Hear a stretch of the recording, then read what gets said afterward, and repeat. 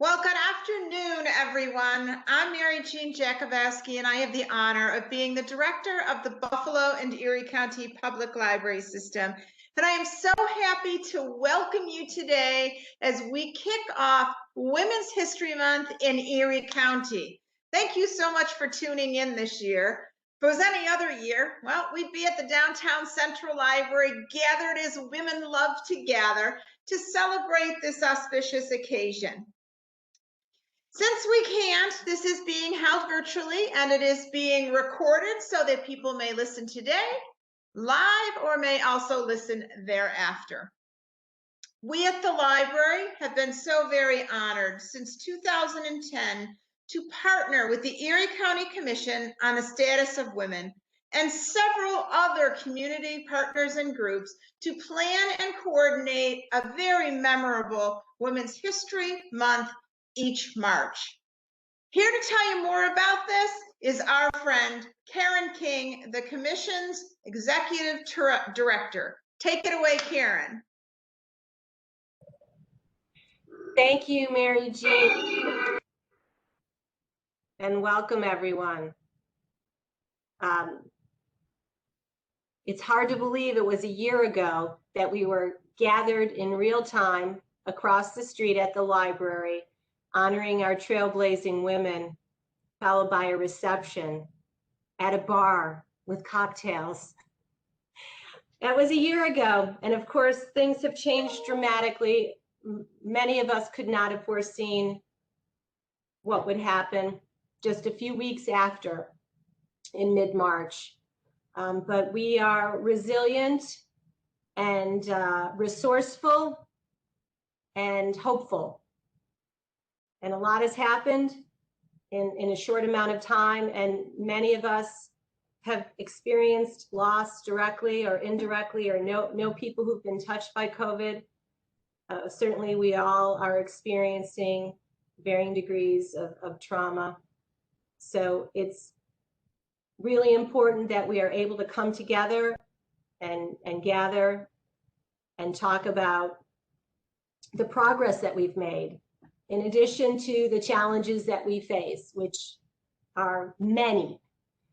But today we're here to be celebratory and acknowledge that March is upon us once again, which means the Women's History Month calendar of events is out and published. And I want to thank Ann Conable and her team, and of course, Mary Jean and everyone at the library for remaining steadfast in their commitment to getting this out and published. Of course, many of the events on this year's calendar are virtual. And you know, we're growing accustomed to this format, and this format certainly has some benefits. It creates a much broader reach of participants than typically we would have been able to do. That's one of those benefits. Of course, we all miss seeing each other in real time as well.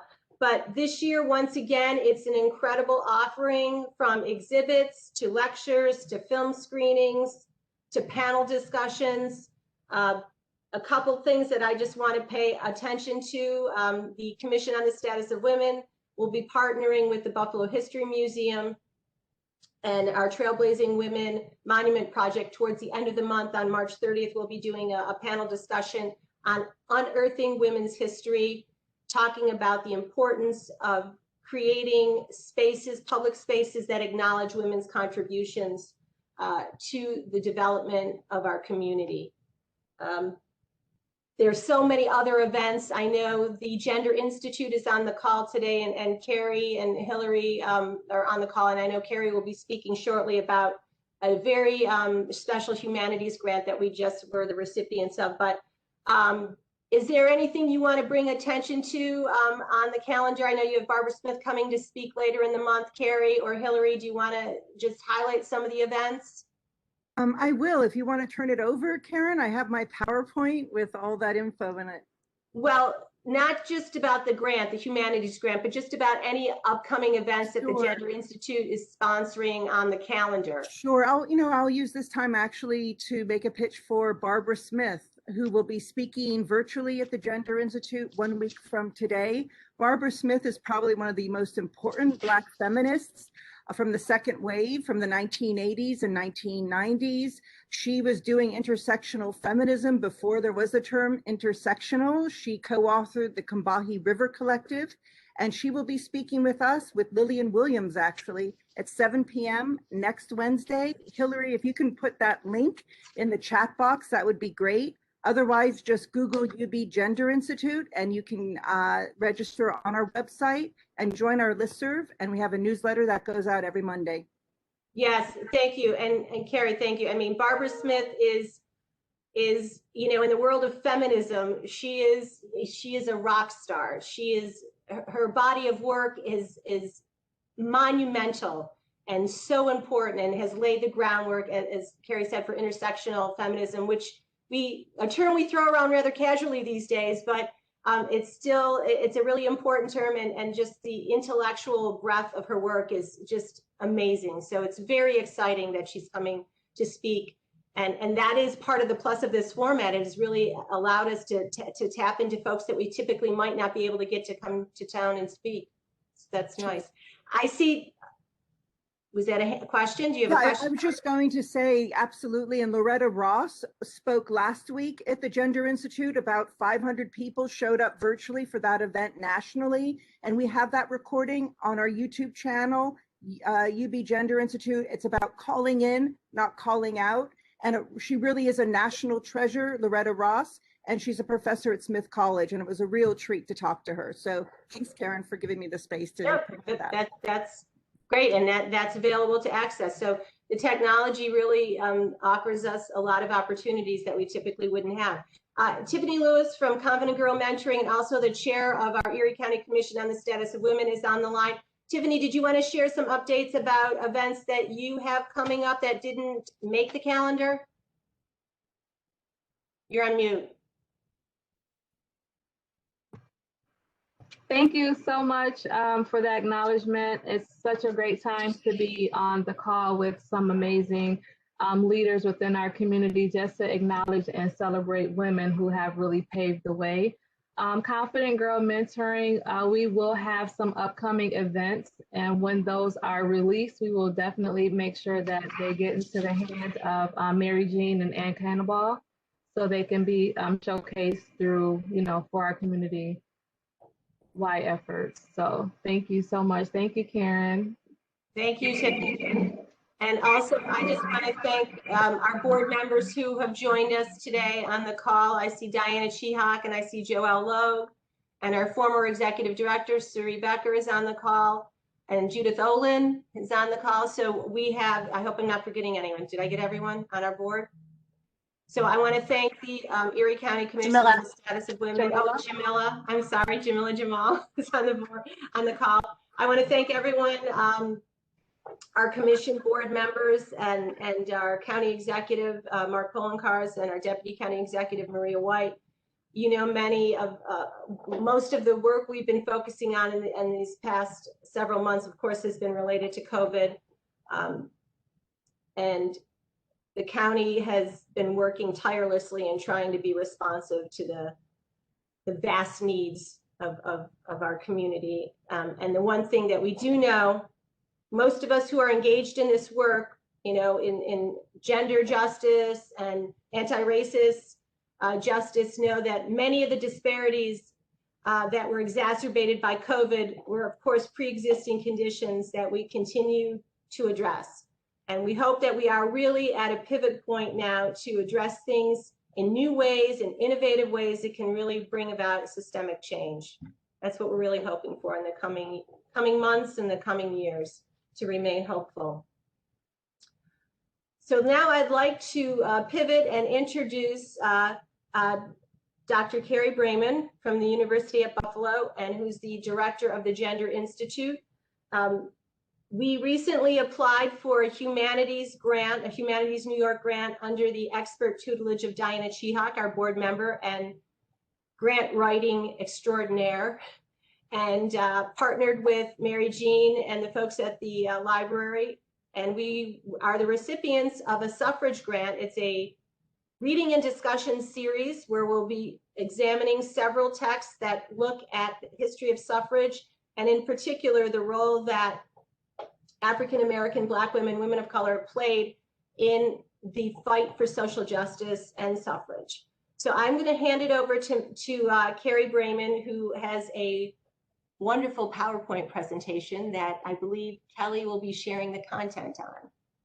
Thank you, Carrie. Karen. Yes, thank you, Karen. It's been a pleasure collaborating with you on this grant, and look forward to this series. And you'll see the 4 books that we'll be focusing on. We're going to be meeting beginning in May. It will be virtual. You can join all 4 conversations or just one, depending on your schedule. And I just want, this is a wonderful series that Humanities New York has been offering for the past few years. Kudos to Karen and Diane for submitting a successful application for this. We can go to the next slide for that. Now, this is just an introduction to me. I'll be facilitating for the 4 conversations.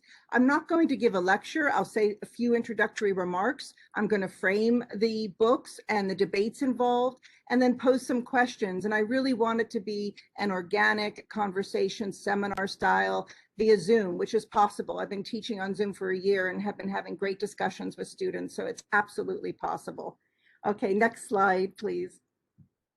And, you know, the 19th Amendment passed the centennial was last year, and there were a lot of events rethinking and reflecting on that history. And Karen said, let's look at some recent publications that look at the intersectional history of women's suffrage. And I thought that was a great idea. There's been some recent books that have just come out. And so this is really a reflection on last year's centennial year to give us a more nuanced understanding of the history of women's full citizenship rights. Next slide. And again, I want to be inclusive in terms of all of our sponsors. It takes a village. The Commission on the Status of Women, absolutely at the forefront of this, as well as Buffalo and Erie County Public Libraries. And I included the Gender Institute. This is our formal name at UB, the Institute for Research and Education on Women and Gender. The first book and the first meeting will take place Tuesday, May 18th from 6:30 to 8:30. So I'm going to be giving dates here so you can save the date on your calendars. And this will feature Laura Free's book, Suffrage Reconstructed, Gender, Race, and Voting Rights in the Civil War Era. And it's a really important book because she begins with the prehistory of the 19th Amendment, looking at 1868 and the passage of the 14th Amendment when the word male entered the US Constitution. And it was the first time that a gender specific term entered the Constitution. And Susan B. Anthony said it will take us 100 years to get the word male out of the Constitution. And she wasn't far off. It took 60 years. So this is a really important book. And Laura Free teaches history at Hobart and William Smith. And it's a great way to begin the series. The second book is edited by Sally Roche Wagner. I believe she's based in Syracuse. A lot of people know her in Western New York. This is a really important intersectional anthology of women's suffrage. It came out in time for the centennial last year. And it really features all of the unsung heroes of that movement. And it includes a lot of primary sources, primarily 19th and 20th century sources. Gloria Steinem wrote the foreword, and the New York Times wrote a glowing review of this book saying Wagner aims to give voice to the women history forgot. So I'm really looking forward to rolling up my sleeves and looking and listening to the 19th century voices that Sally brings to life in this anthology. This is a really important book called Vanguard, How Black Women Broke Barriers, Won the Vote, and Insisted on Equality for All by Martha S. Jones. She's a highly renowned scholar, historian at Hopkins. This book has won every award, I think, possible. And you can go on YouTube. She's given a number of talks last year during the centennial year.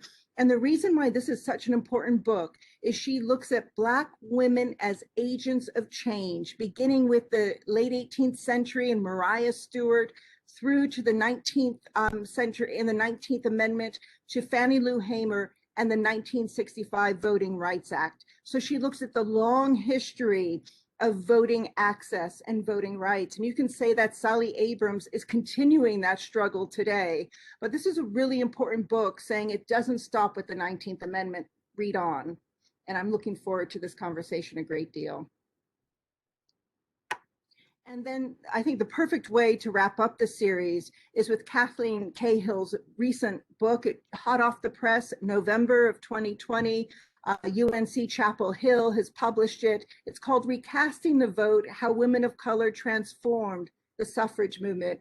And she's looking at the history of women's voting rights through a multicultural lens with Asian American voices, Native American voices like Zikalaja, as well as African American and Latinx voices. And so it's a really comprehensive anthology. She provides a wonderful introduction to it. And this final meeting will be Tuesday, June 29th, 6:30 to 8:30, when we hopefully can have a glass of wine and tune in our back patios and wrap up the series. And so these are the 4 books. Karen, you selected them. They're wonderful choices. Kudos to you. And I really look forward to the series. And if you go to the next slide, you can see where you can get the books. Talking Leaves, Jonathan has been incredibly supportive, as he is, of community events like Babel. And he will have the books in stock. He just wants us to call ahead and make sure they're there. And Buffalo Public Libraries has already ordered the books, both electronic copies as well as paper copies. And to sign up, and I hope you do, for however many of the series you're able to make, you just contact Karen King at her email address. Thank you, Carrie. We will be sending out additional information with an Eventbrite link to register for the events. That'll be forthcoming, and we'll send that out to everyone. But thank you for that wonderful overview. I can't wait for this series. I can't wait to dive into these books. Yeah, They're just fascinating. Yes. And Laura Free just spoke at a conference we hosted back in January of last year on civic education at Buffalo State in partnership with Buffalo State and First Amendment First Vote. And she has a podcast series called Amended. And if you have an opportunity, check it out. It's incredibly dynamic and interesting. I mean, you don't have to be a history nerd to love this. Amended is the podcast, and I believe that's also a Humanities New York grant sponsored project. Yes, so it is. Thank you for that. Now I'm really excited about our next speaker. Emma Ross is a junior at Narden Academy and a youth ambassador for Just Buffalo Writing Center. And we are so honored that she is able to join us today, and she is going to share some poetry that she has written with us this afternoon. So please welcome Emma. Thank you so much. My poem is called A Letter to Sensitive Girls. Little girl, more spirit than body, forever at the mercy of forces greater than yourself. Don't you know that bad things happen to those who keep good things inside? I know you from the way you trail the halls, limbs leaden, face plain and mild. You don't cause a stir. You are fury itself. Once risen from the ashes of your mother's womb, naked entirely until you learn to find solace in the shelter of modest clothes and simple habits. You cannot reclaim your past. Instead, you bury it.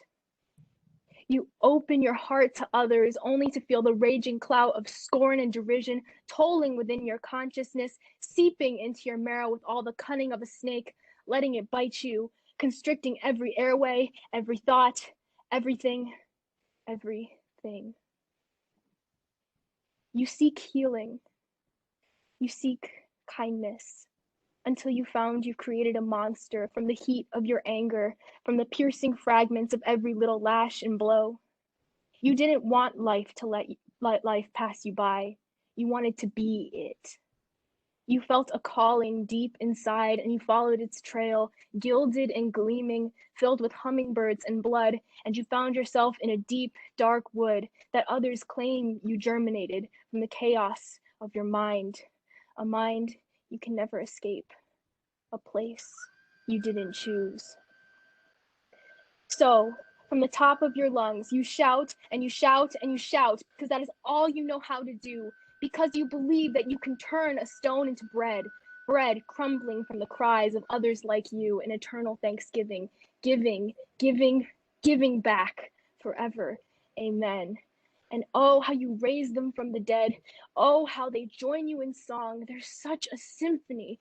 And you feel every breath and every string binding your very being, and every wave of sound roiling like a cataclysmic roar. And you know, this is power. This is the power of feeling. This is the power of overthinking.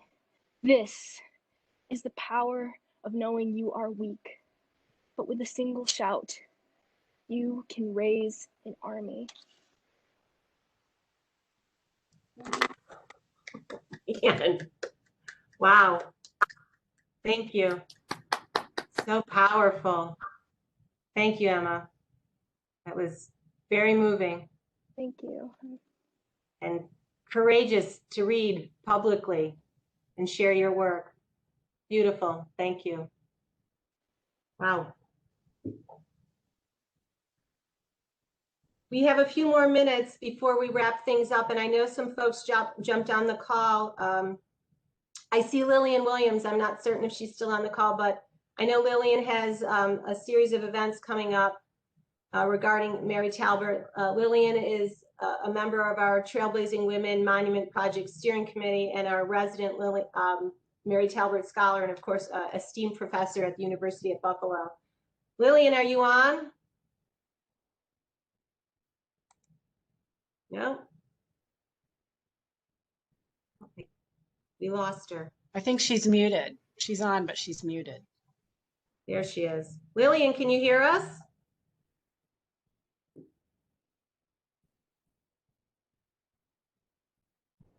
No. Well, I don't have anything else to add unless folks would like to share any additional announcements that didn't necessarily make the calendar. We can certainly share them digitally. I will be sending out a copy of the calendar again to everyone. It will be posted on the commission website. It's on our Facebook page, so we're doing a lot of social media advertising around the events. Thanks again to Emma for her beautiful poetry. I think she had to run and go back to class probably, huh? And thank you all. Thank you to Ann Conable for coordinating this, Kelly Sullivan for hosting and dealing with a plethora of emails this morning, a flurry of emails, and Carrie for that fabulous PowerPoint presentation, and Hillary for the flyer, which we'll be sending out, and all of you who were able to join us. Any closing questions, thoughts before we wrap up? Just to thank you. Thanks for keeping this going. This is really wonderful. Thank you, Suri. Again, thank you. Nope, just want to say thank you as well. Okay, thank you all for joining. Please be safe out there, stay healthy, and enjoy the sun, and looking forward to seeing you all at the many events scheduled for this month. Thank you and namaste.